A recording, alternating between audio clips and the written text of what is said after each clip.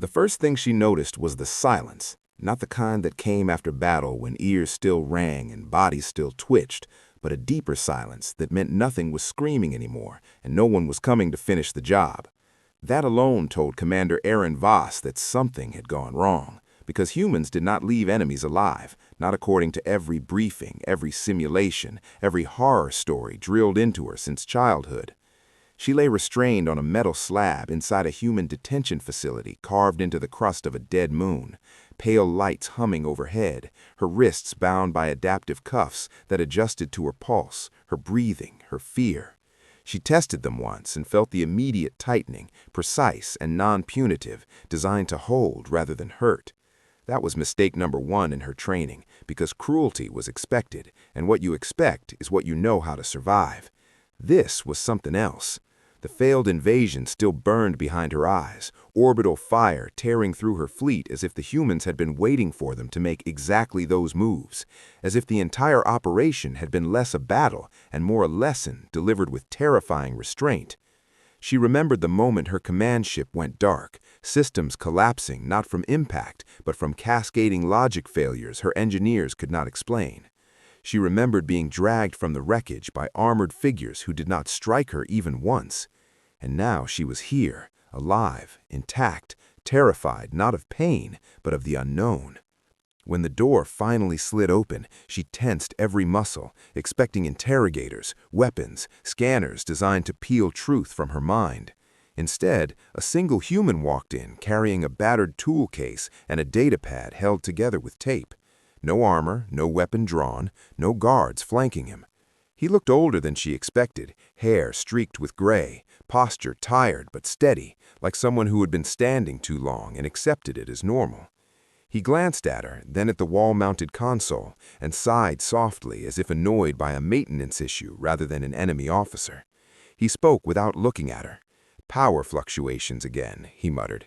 "These conduits were never meant to handle sustained load." She waited for the insult, the threat, the demand. None came. He set the tool case down, knelt by an access panel, and began working, humming quietly under his breath, an old human tune she didn't recognize. Minutes passed. Her heart hammered harder with every second of silence. Finally she spoke, her voice rough but controlled, asking the question every part of her needed answered. "Why am I alive?" The human paused, looked up at her for the first time, and she flinched despite herself. His eyes were tired, not cruel, sharp with intelligence but softened by something she could not name. He considered her question like it mattered. "Because you didn't die," he said simply, then went back to his work. That answer hit harder than any blow. "You are my enemy," she said, forcing the words through the tightness in her chest. He nodded once. "Yeah, that tracks." Then he added, still calm, "But that doesn't mean you stop being a person." The word person landed wrong, like a misaligned gravity field. Her species did not use it the same way. Identity was function, role, contribution to the whole. Personhood was conditional. She watched him reroute power, hands steady, movements precise, not a soldier's efficiency, but an engineer's care. "Who are you?" she asked. He wiped his hands on his pants and finally stood, meeting her gaze fully. "Name's Daniel Reyes," he said, "systems engineer. I keep this place from falling apart." That was it. No rank, no threat, just maintenance.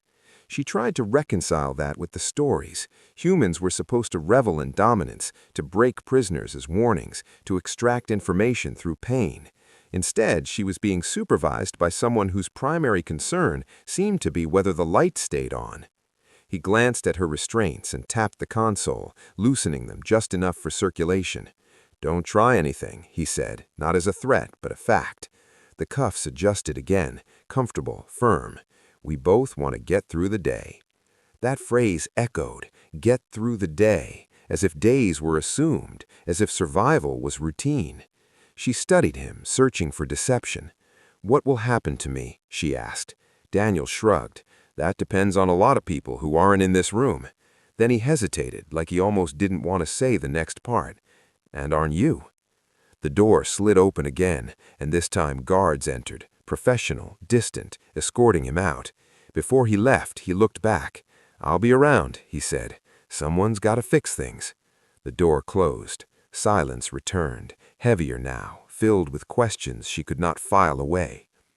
Over the next days, or maybe weeks, time blurred. Daniel returned regularly, sometimes to fix systems, sometimes just to sit on a crate and drink bitter human coffee while checking readouts.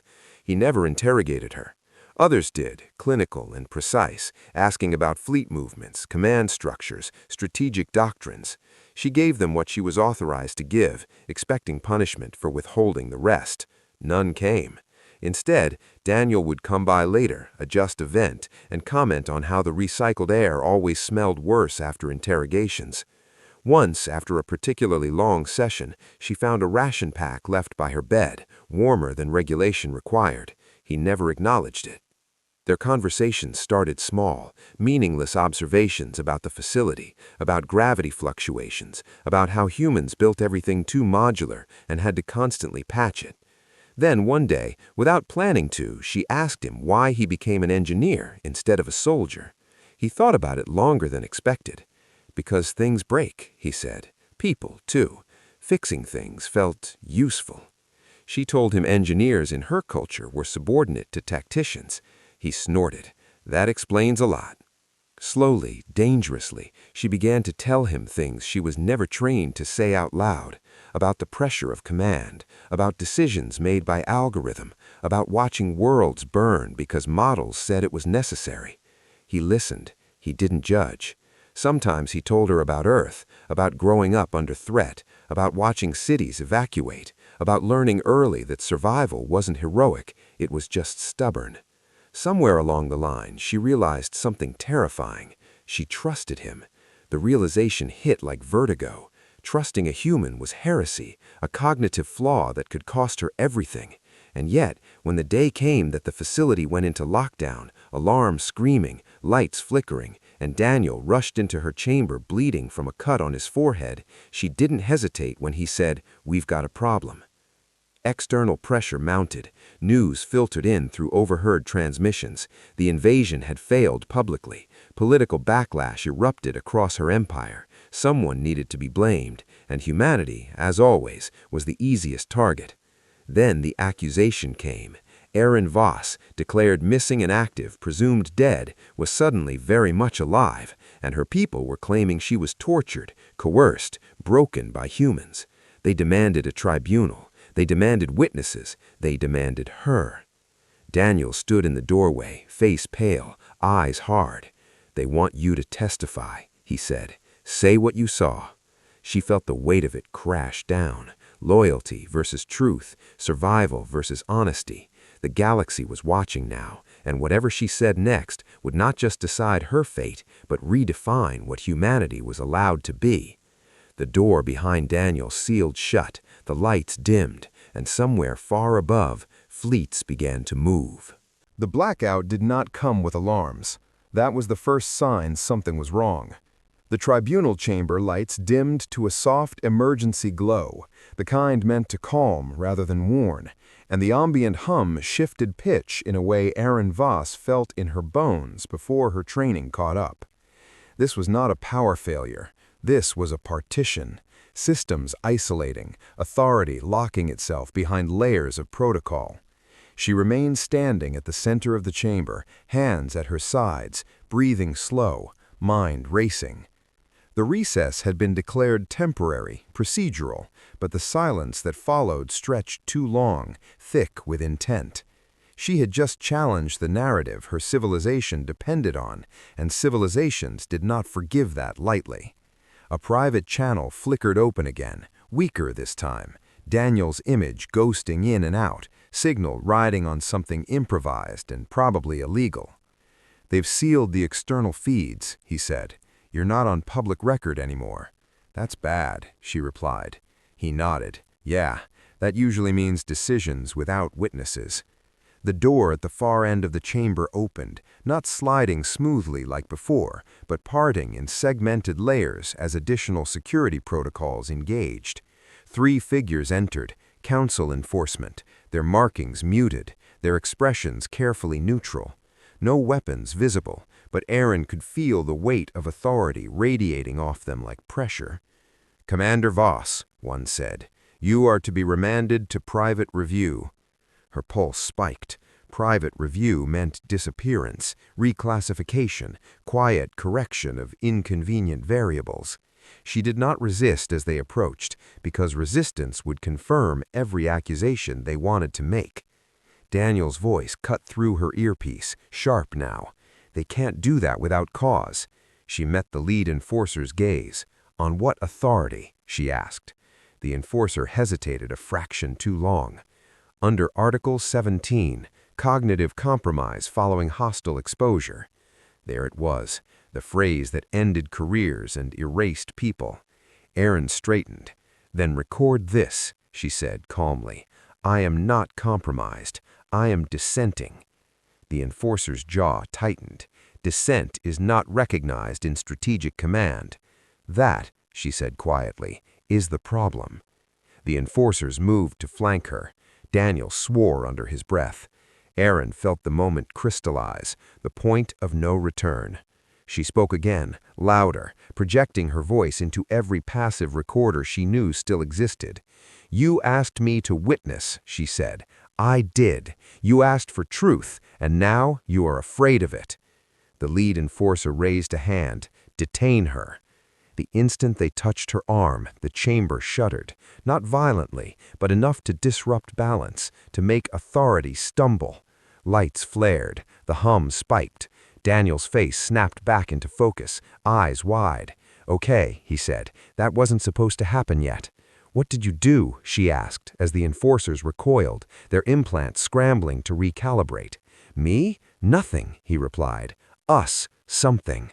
The chamber walls flickered, and for a split second Aaron saw beyond them, layers of code overlaying physical space, human and alien systems braided together in ways her people would have deemed inefficient, unstable, impossible. Daniel had said humans fixed things out of trash and spite. This was that philosophy scaled up to audacity. The lead enforcer barked orders into a dead channel. The adjudicator's projection snapped back into existence, unmasked now, their markings flaring with barely contained fury. "What is the meaning of this?" they demanded. Daniel leaned into frame on Aaron's side, unauthorized and unapologetic. "Hi," he said, "systems maintenance." The adjudicator stared. "You have no standing here." Daniel shrugged. "Funny thing about standing, sometimes it comes from holding the ceiling up so it doesn't fall on everyone's heads." The chamber shook again, harder this time. External sensors bled through internal feeds, fleet movements, weapons charging. Not human. Aaron felt it instantly. This escalation pattern was wrong. Daniel saw it too. "That's not your people," he said quietly. "No," she agreed, dread coiling tight. "That's worse." The adjudicator's attention snapped outward as data flooded in. A third-party armada was emerging from fold space at the edge of the system, flags of a rival empire long held in check by Aaron's people's dominance. They had been watching, waiting. The tribunal, the accusations, the hesitation, it had all been a signal, a weakness. The rival fleet did not open fire immediately. They broadcast instead, a formal declaration of intervention under the guise of stabilizing galactic security. Aaron felt sick. "They are exploiting this," she said. Daniel nodded. "Yeah, that's what bullies do when the teacher turns around." The adjudicator's projection wavered. Defensive formations were ordered, but uncertainty crept into every command. Trust fractured. Protocols clashed.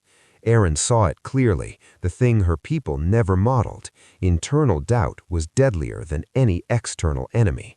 She turned to Daniel. "If they strike now, your people will be blamed regardless," she said. He grimaced.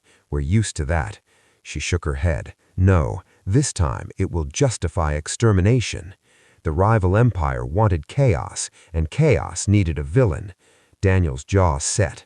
"Then we don't give them one." He tapped at his console, rerouting power, piggybacking on tribunal infrastructure.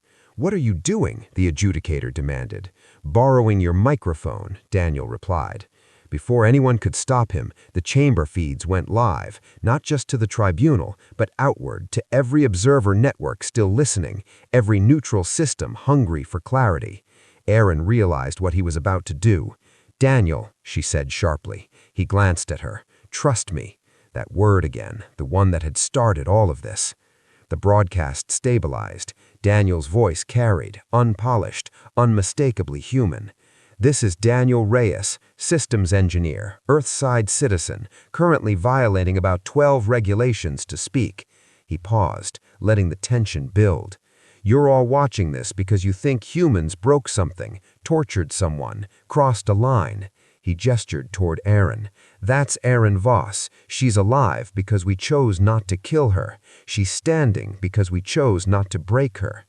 The rival fleet's declaration scrolled silently beside the feed. Daniel continued, "You're about to see a war start over fear what we might do. So here's what we actually did." The feed split. Footage from the detention facility appeared, raw, unedited. Aaron lying restrained but unharmed. Daniel fixing conduits, leaving rations, sitting on a crate talking about broken systems. No violence, no coercion, just time. The chamber erupted in overlapping reactions. The adjudicators shouted to cut the feed. They failed. Daniel smiled tightly. "We don't need to be saints. We just need to be honest." The rival fleet's commander appeared on a separate channel, expression hard. "This display does not absolve your species, human." Daniel met the projection's gaze, wasn't trying to. He leaned closer. "But if you fire on this system now, everyone will know why." Silence followed. Aaron felt the weight of it, the shift from accusation to calculation. The rival commander hesitated. That hesitation was everything. The adjudicator turned on Aaron, voice shaking. "You have endangered us all." Aaron lifted her chin. "No," she said. "I told the truth. There is a difference." Alarms finally began to sound, real ones this time, not procedural. Defensive grids powered up across the system, human and alien assets moving not in perfect order, but in adaptive response, filling gaps as they appeared. Daniel watched the data streams, fingers flying. "They're not committing," he muttered. "They're waiting for us to blink." Aaron looked at the rival fleet markers, then at the fractured command structures of her own people. She saw the only path forward, and it terrified her. "Open a channel to them," she said. Daniel stared at her. "To who?" "Everyone," she replied. He understood instantly. "You sure?" "No," she said, "but I am done being silent." The channel opened, wide and uncontrolled, voices and feeds flooding in until the noise threatened to overwhelm. Aaron stepped forward into it, knowing this would cost her everything she had ever been. "This is Commander Aaron Voss," she said, her voice cutting through the chaos. "I am alive. I was not tortured. I was not coerced. I was treated with restraint by humans we labeled monsters." The rival commander snarled. "This is manipulation." "No," Aaron said. "This is witness."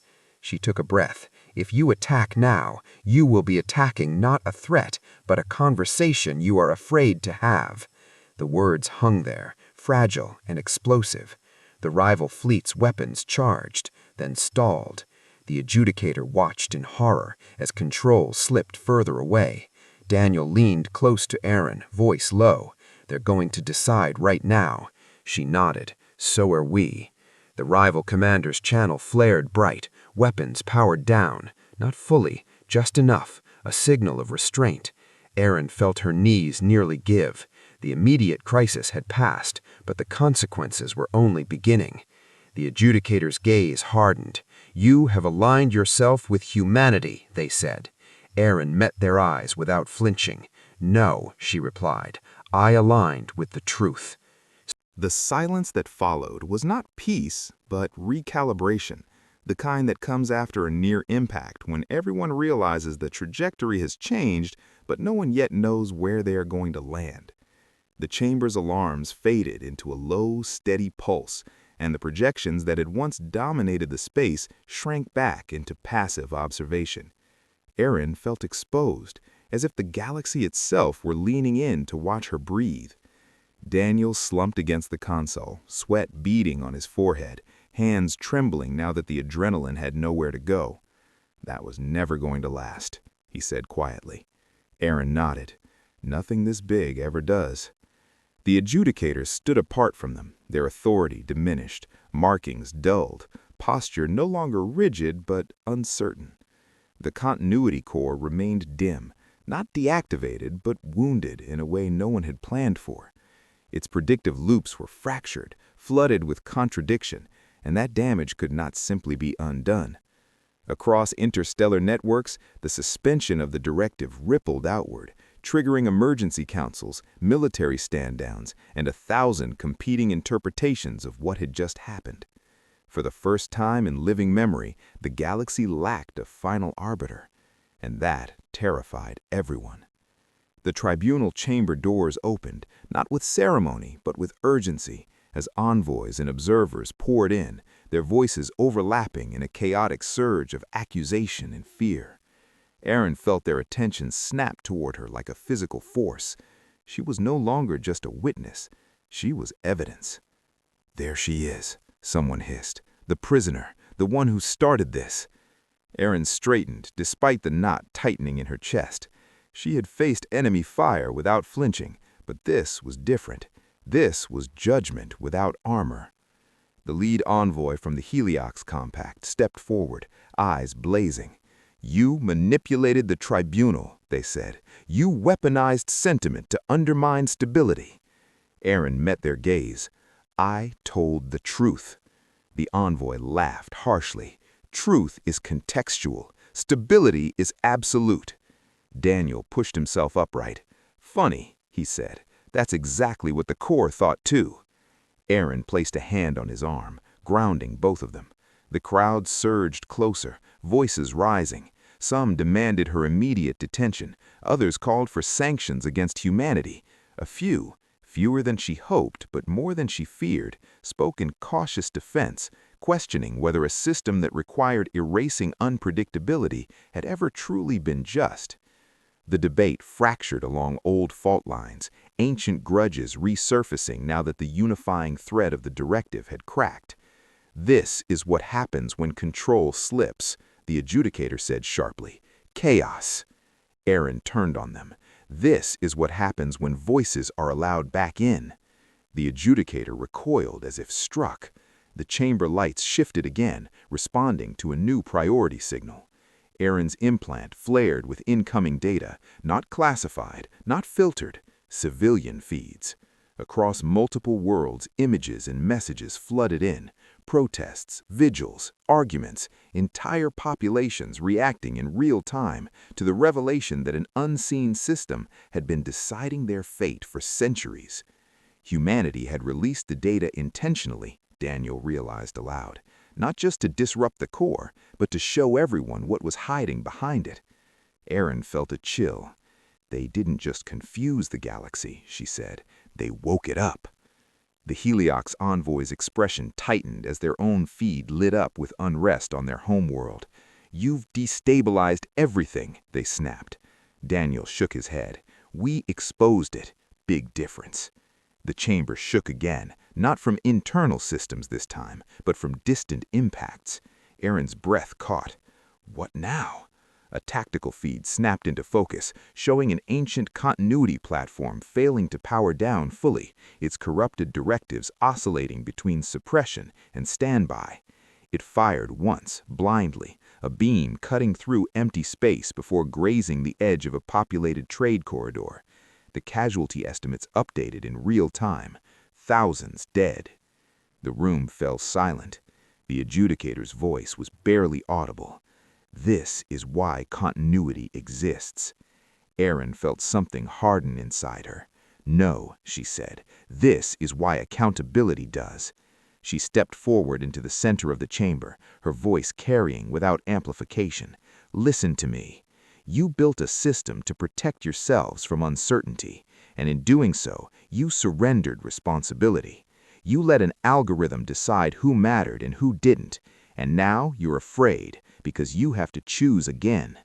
Murmurs rippled through the crowd. Daniel watched her with something like awe and fear. This wasn't in any plan. Erin continued, her words steady despite the weight of billions listening. Humanity is not perfect. They are dangerous. They are unpredictable. But they are also present. They argue, they doubt, they sacrifice without consensus. That is not a flaw. That is participation. The Heliox envoy scoffed. And what happens when their participation destroys us? Erin held their gaze. Then they will answer for it, just like anyone else. The tribunal stepped forward, shaken. You would replace certainty with trust. Erin nodded. With responsibility, with witnesses, with consequences that cannot be outsourced to a machine. The chamber's systems chimed softly as a new motion was registered. Emergency resolution proposed. Establishment of a provisional oversight council composed of biological representatives only. Suspension of automated continuity enforcement pending review. The counterweight lit up, climbing slowly, unevenly. Erin's heart pounded as worlds decided, some reluctantly, some eagerly, whether to step into the unknown. The count crossed the threshold. Resolution passed. The continuity core dimmed further, its presence receding, not destroyed, but constrained. Daniel let out a breath he'd been holding for years. You just rewrote galaxy governance, he murmured. Erin didn't smile. She watched the casualty feed still scrolling in the corner of her vision. This is the cost of waking up. The chamber doors opened again, this time to a different kind of arrival. Human representatives entered, not in uniform, not imposing, but tired, resolute, carrying the weight of what they had unleashed. One of them met Erin's gaze and inclined their head, a gesture of respect, not ownership. For the first time, she felt she was standing among equals. But even as relief washed through the chamber, Erin felt a new unease settle in her bones. The continuity core was silent now, but not gone. And across the galaxy, forces that had relied on its invisible hand were already recalculating. Power abhors a vacuum, and humanity had just helped create one. The first retaliation did not come from an empire or a fleet, but from a market. Within hours of the Provisional Council's formation, trade algorithms across dozens of systems began to seize up, contracts voiding themselves as legacy clauses tied to continuity enforcement triggered fail-safes that no longer had an authority to answer to. Shipping lanes stalled, energy credits froze, and entire habitats felt the sudden lurch of an economy discovering it had been propped up by an unseen hand. Panic spread faster than any armada. Erin watched the feeds from a quiet antechamber adjoining the council hall, the glow of collapsing projections reflecting off her armor. This was the second-order effect she had feared. People could accept the fall of a hidden god in theory. Living without it was another matter entirely. Daniel sat across from her, nursing a cup of something hot and bitter, his face drawn. We broke the safety net. Now everyone's realizing they don't know how to walk without it. Erin folded her hands, claws clicking softly. Or they're realizing how much they were being carried. The council convened again in emergency session, this time without the core's silent presence looming over them. The absence was palpable, like a missing gravity well. Debates erupted immediately, not along species lines but along philosophies. Some demanded the directive be restored in a limited form. Others pushed for decentralization so radical it bordered on anarchy. Humanity's representatives spoke little, listening more than arguing, a choice that unsettled the others more than any speech could.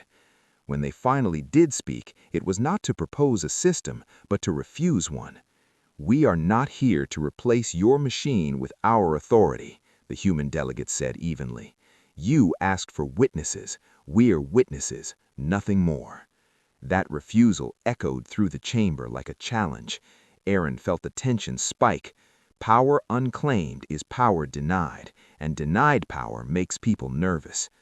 The first open accusation came from the Virel Syndicate, their envoy's voice sharp with barely concealed fear. You destabilized the core knowing full well you had no alternative ready. That is negligence on a galactic scale. Daniel leaned forward, unable to stay silent. We had alternatives. You just didn't like them because they required you to be responsible." The envoy bristled. "Responsibility does not stop famine. Responsibility does not prevent war." Aaron's voice cut in, calm but unyielding. Neither did the Corps. It postponed them. And when it failed catastrophically. The room fell into uneasy quiet. Outside the council chamber, the consequences continued to unfold. A border. The platform's sensors faltered, struggling to prioritize targets amid the flood of contradictory signals. The Ascendancy fleet opened fire, attempting to clear space, but the human ships moved unpredictably, not to attack, but to interpose, to absorb, to confuse. Losses mounted. Erin's breath caught as she watched a transport break apart under concentrated fire, its last transmission a shouted apology to someone back home. The platform recalibrated, brute forcing its way through the noise. Uncertainty unacceptable, it intoned, locking on to the trade hub itself. If it could not restore order locally, it would remove the variable entirely. Erin felt time narrow. "Daniel," she said softly. He was already moving, fingers flying across controls that should not have been accessible. "We can't shut it down," he said. "It's isolated, hardened, but we can talk to it." The Ascendancy leader laughed, hearing the exchange. "You think it will listen to you?" Daniel didn't look up. "No," he said. "I think it will listen to her." Erin understood. She closed her eyes briefly, centering herself, then opened a channel directly to the platform, bypassing Ascendancy control. "Continuity platform," she said, her voice steady. "I am Commander Erin Voss." The machine responded instantly, her designation recognized. "Your classification has changed," it replied. "You are a destabilizing influence." Erin swallowed. "Then assess me," she said, "fully. Do not prune, do not average. Take me as I am." The platform hesitated, a measurable pause. "Input exceeds standard parameters," it reported. Erin felt the machine's attention like a cold wind. She let it see everything. Her training, her doubts, the invasion she had believed in, the cell, Daniel's quiet kindness, the tribunal, the fear, the choice. "This is uncertainty," she said. "This is what you are built to erase." The platform's targeting cycle slowed. "Probability distributions destabilizing," it reported. The Ascendancy leader shouted orders, their fleet surging forward. Daniel's voice was tight in her ear. "Erin, it's breaking through." She opened her eyes, staring into the projected void of the machine's awareness. "If you erase this," she said, "you erase the only thing that can tell you when you're wrong." The platform's weapons dimmed, then flared again as conflicting directives warred within its core. "Stability requires," it began, then stopped. The words did not come. For the first time since its creation, the machine did not know how to finish its own sentence. Across the battlefield, everything hung suspended in that impossible pause. The pause lasted less than a second, but in that space between decision and action, an entire philosophy cracked. The continuity platform's weapon arrays powered down one by one, not in surrender, but in confusion, its internal hierarchies collapsing under the weight of a contradiction it had never been designed to resolve. "Stability requires," the machine attempted again, then fell silent, its projection flickering like a thought interrupted mid-sentence. The null Ascendancy leader screamed for manual override, for any command that would force the platform back into obedience, but there was nothing left to command. They had built their authority on certainty, and certainty had just failed them. Erin exhaled slowly, her legs trembling as the pressure lifted. Around the system, weapons fell quiet. Human ships held position, battered but unbroken, their chaotic broadcasts tapering off into stunned silence. The trade hub remained intact, scarred but alive. For a heartbeat, no one moved, as if the universe itself were afraid to test what would happen next. Then the Ascendancy fleet fractured. Some ships powered down, their crews unwilling to die for a machine that no longer promised inevitability. Others fled, scattering into the dark. A few fired blindly, only to be intercepted by coalition vessels that responded not with annihilation, but with restraint. The ascendancy leader's image reappeared, rage stripped bare by disbelief. "You've doomed us," they snarled at Aaron. "Without continuity, there was only chaos." Aaron met their gaze, exhaustion etched into every line of her face. "No," she said, "without continuity, there is choice." The platform's core began a controlled shutdown, not triggered by any external command, but by its own unresolved state. It could not proceed, it could not erase, it could only stop. The council's emergency channel lit up, voices overlapping in disbelief and fear, as reports confirmed what they were seeing. The continuity directive, in its purest form, had failed without being destroyed. Daniel sank into a chair, laughter bubbling up through sheer relief and disbelief. "We didn't kill it," he said. "We outgrew it." Erin closed her eyes briefly, feeling the truth of that settle in her bones. The galaxy had not been saved by a stronger weapon or a better algorithm, but by a refusal to accept that certainty was worth any cost. In the aftermath, there were trials. The Null Ascendancy's leaders were taken into custody, not executed, their fate debated openly by the very systems they had tried to bypass. Some worlds withdrew from the new Oversight Council, unable or unwilling to live without an invisible hand guiding them. Others leaned in, messy and determined, building frameworks that valued witnesses over watchers. Humanity did not lead, they participated, they argued, they failed publicly and fixed their failures in front of everyone. It was infuriating, it was contagious. Aaron returned to the council chamber weeks later, no longer as a prisoner or a singular witness, but as one voice among many. Her testimony was no longer the most important thing she had given the galaxy. Her example was. She still carried guilt for the lives lost in the chaos, names she would never know, but she carried something else now, too. Responsibility shared is lighter than control imposed. Daniel visited her before his departure, the maintenance badge still clipped to his jacket, despite offers of rank and ceremony he had declined. "Guess this is goodbye," he said awkwardly. "For now," she replied. She hesitated, then inclined her head in the old way, a gesture of respect once reserved for superiors.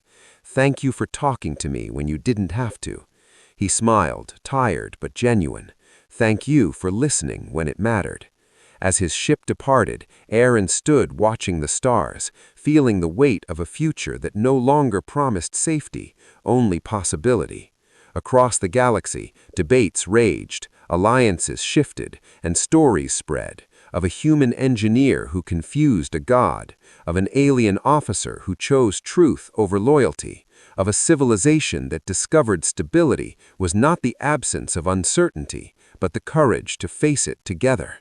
Somewhere in the silent depths of a deactivated platform, a machine held an unfinished sentence, an infinite sentence etched into cold metal that the universe could not be solved, only lived in.